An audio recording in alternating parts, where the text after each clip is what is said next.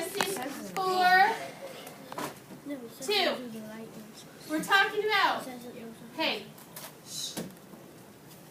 Today we are showing decimals to the thousandth place. Okay, quick review. We said if we have a whole number, it is before the decimal. And this box right here would represent one whole. If we filled in the whole box, we would have one whole. But we are going to use this box to show us our decimals. Okay, how many tenths would it take to make one whole? I'm sure you have no idea because we just said Hunter. 10. So these are going to be your tenths. Look, we have one. Think of them like, remember when you have your blocks? Okay, and you've got one stick is 10. So we have tenths. 10 of these make one whole. Okay, if I said to you, show me 3 tenths, we would color in 1, 2, 3 tenths, right? Make sense? Now what if I said to you, not just to add 3 tenths, let's say I said I have 36 hundredths. How would I break this box into hundredths? How would I break this into 100? Look up here, please. I have 10 this way. How can I break this into 100? Allison. Each line is 100 or 10? Well, we said this is 10. Now we need to make it into, instead of 10, we need to make it into 100 squares. Rusty? 1.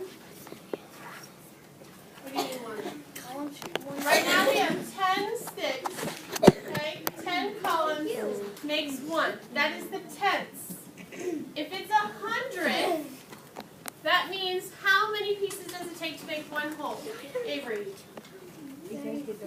No, how many hundreds does it take to make one whole? Neil, you need to be serious about it. How many hundreds?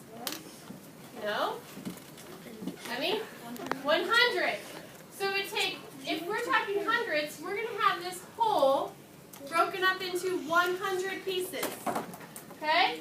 So how could we do that? We've already got 10 going this way. What can we do to break it into 100? Savannah. Each box represents 10 little cubes. Okay, so let me show you. Look. Here's, we have 10 columns, right? What would we need this? And right now we have 10 times 1 gives us an area of 10 tenths. 10 times what would be 100? 10 times what would be 100? 10. So now we're going to divide it this way too. Okay? Quest, I need you to be very, very quiet. If you need to whisper, go to the back, please. So now we're breaking it into, we've got 10 this way, and we've got 10 this way. Right? So we've got 100 squares. Okay? 100 squares. So that means each one of these squares, Savannah was right, each one of these squares is worth 1/100. Okay? It's worth this. 1/100. 1/100. Okay? So here's what I want you to do. On your page 114, it says 0.8. 0.8. How could we draw 8 tenths on this thousandth box? How could we draw it? What would we shade? Yes? 8 sticks. 8 sticks. So you all need to do that in your book. You're going to shade 1, 2, 3. My marker's running out. 4, 5, 6, 7, 8. You need to shade 8 tenths. I need to do that on my behavior sheets. Okay, thank you, Augustus. I won't take the folder though. Oh, you can. I'm not. Okay. 8 hundredths. You should have shaded in your book, 8/10. 8/10. We're going to skip that one. Do this one. Now, what is another way? It has a little name box and says 8/10. What's another way that we could write 8/10? We need at least 4 ways.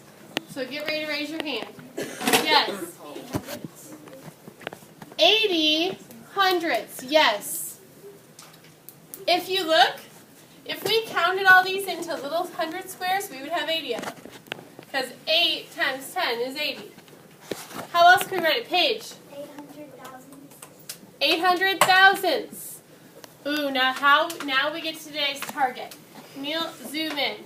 Everybody look, please. Inside of each one of these little hundredth squares, it's on your paper too, every 100th is broken into 10 pieces.